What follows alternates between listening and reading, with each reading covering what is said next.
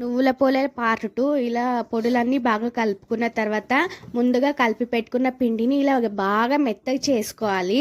మెత్తగా చేసుకుంటే చాలా బాగా వస్తాయి అన్నమాట పోలేలు. ఇలా తీసుకొని కొంచెం పిండి తీసుకొని ఇలా చేసుకొని ఇందులోకి అయితే అది స్టఫ్ చేసేసుకోవాలి. స్టఫ్ చేసుకొని చేసుకోవాలి. పిండి పెట్టి చేయడానికి కూడా వస్తుంది, కానీ మా మమ్మీనేమో ఫోన్లో చూసింది, నేను వాళ్ళలాగా ట్రై చేస్తానని ఇలా పేపర్ పెట్టి ఆయిల్ పెట్టి అయితే చేస్తుంది.